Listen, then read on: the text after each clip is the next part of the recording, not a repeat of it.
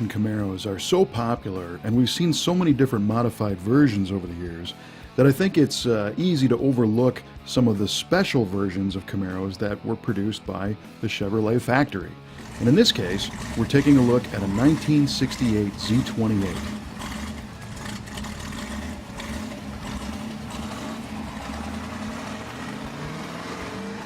Now, of course, the Z28 was the option code for the car that was the street-going version of the Trans Am race car. So it had some unique features, but this is not a car that is only different because of an appearance package. There are a lot of legitimate high-performance parts that make up the 1968 Z28. 1968 was the second year of Chevrolet's Trans Am car for the street, being the Z28. And it was powered by this free-revving 302 cubic inch small block Chevy, an engine that wasn't very big but made a bunch of power. In fact, Car Life magazine said this was the pint-sized engine with the heart of a tiger. Perhaps the first thing you notice when you open the hood on a Z28 is that the engine doesn't actually appear stock. You'll notice a chrome-plated air cleaner unit sitting on top of an aluminum intake manifold, and below that are a set of chrome-plated valve covers with a chrome-plated filler neck.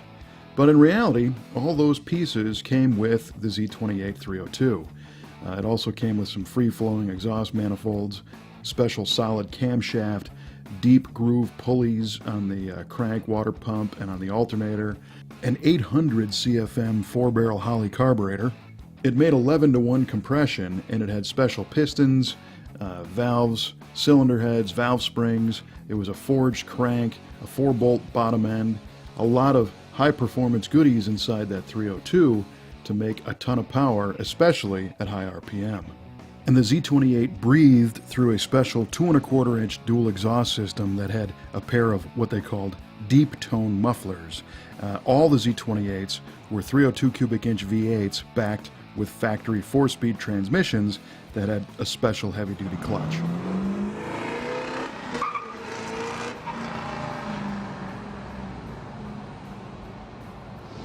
Back in 1968, Car Life magazine did a road test of one of these cars, and they determined that that factory 290 horsepower rating was probably nonsense.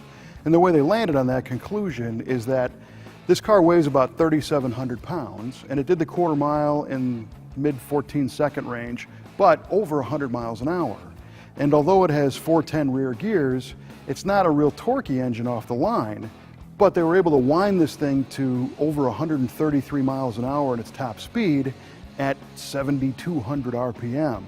So to get those kind of times, you need more than 290 horsepower.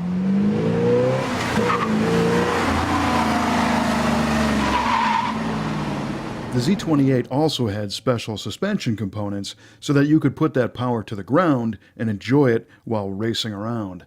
This had special spring rates in the front and the rear, multi-leaf rear leaf springs, specially valved shock absorbers, which were staggered in the rear to help minimize rear wheel hop, an oversized front sway bar, special front disc brakes, and the suspension was capped off with some 15-inch rally wheels.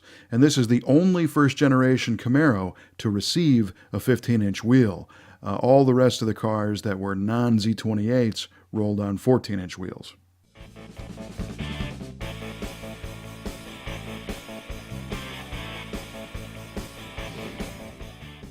Even though our car has a very aggressive driveline and suspension package, it's wearing a rather sedate color. This is called butternut yellow, but the Z28 does have a few unique appearance items.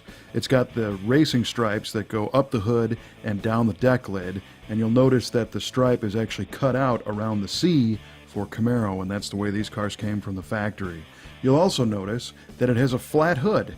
The Z28 did not automatically come with a bulged or a cowl induction hood, so if you just got the standard Z28, you got a flat hood.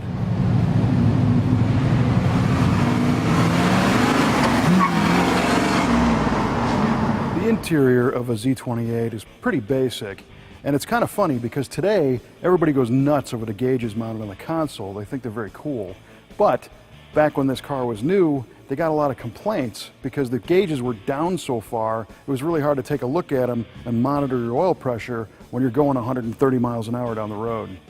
Above the center console, you will just find a heater and an AM radio. But another neat feature of this car is that the original clock works, and I even think it's right.